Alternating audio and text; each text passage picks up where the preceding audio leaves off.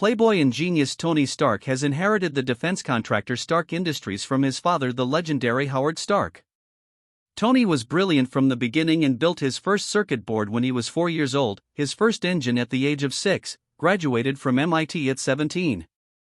Howard died in a car accident soon thereafter. Obadiah Stane took over the company till Tony returned to take over at the age of 21. Tony has subsequently unleashed an array of smart weapons that have changed the face of conflict forever. Journalist Christine Everhart confronts Tony in Vegas and presents evidence that his company is selling weapons to terrorists and are being used to subjugate native defenseless populations across the globe. Pepper Potts is Tony's personal assistant. Harold Happy Hogan is Stark's bodyguard and chauffeur. Jarvis is Stark's personal AI system. Tony is in war-torn Afghanistan with his friend and military liaison, Lieutenant Colonel James Rhodes, to demonstrate the new Jericho missile. Rhodes and Tony are very good friends. The Jericho missile incorporates the new repulsor technology and can deliver explosive payloads to multiple targets with a single missile, over a relatively large combat area.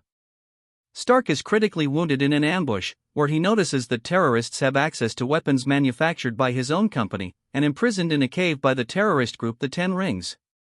An electromagnet, powered by a heavy car battery, built by fellow captive Ensign, keeps the shrapnel that wounded Stark from reaching his heart and killing him. Ten Rings leader Raza offers Stark freedom in exchange for building a Jericho missile for the group, but Tony and Ensign agree Raza will not keep his word. Ensign tells Tony that his weapons in the hands of terrorists is his legacy to the world. Tony and Ensign use the components from other missiles, also manufactured by Stark Industries, and extract palladium, a precious metal, from it. They use the limited forge facilities available to them and work meticulously. Stark and Ensign secretly build a powerful electric generator called an arc reactor. Tony had a large arc reactor back home powering his factory, and he has built a miniaturized version of it to power Stark's electromagnet, instead of the bulky battery, and then begin to build a suit of armor to escape. The suit is a very basic design, heavy and bulky. It has rudimentary weapons, a flamethrower, and rocket thrusters at the base to launch the occupant into flight. With the arc reactor, it can be powered for about 15 minutes. The Ten Rings attack the workshop when they discover what Stark is doing. Ensign sacrifices himself to divert them while Stark's suit powers up. The armored Stark battles his way out of the cave to find the dying Ensign, then an enraged Stark burns the terrorists' munitions and flies away, only to crash in the desert, destroying the suit. After being rescued by Rhodes, Stark returns home and announces that his company will no longer manufacture weapons.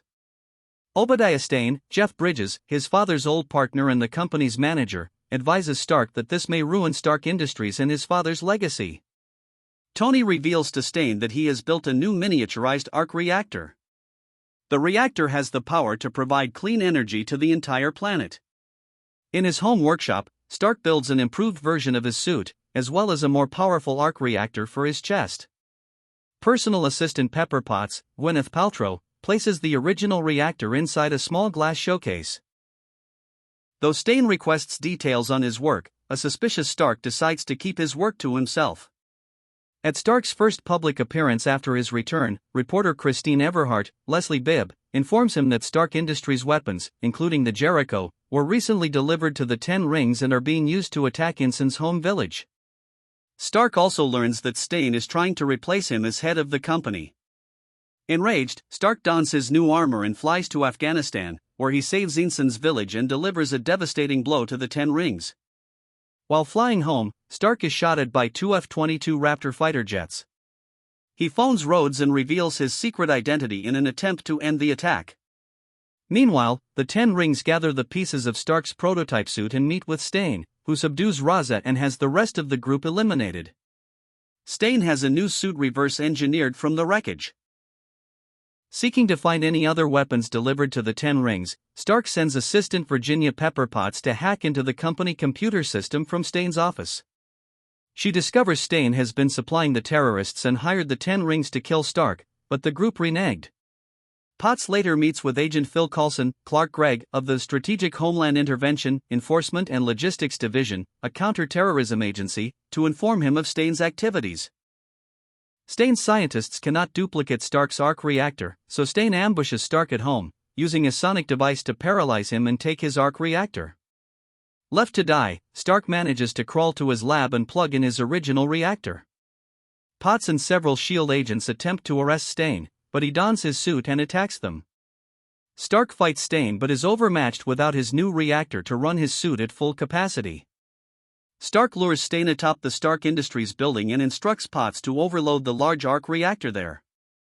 This unleashes a massive electrical surge that knocks Stain unconscious, causing him and his armor to fall into the exploding reactor, killing him. The next day, the press has dubbed the armored hero Iron Man. Agent Coulson gives Stark a cover story to explain the events of the night and Stain's death.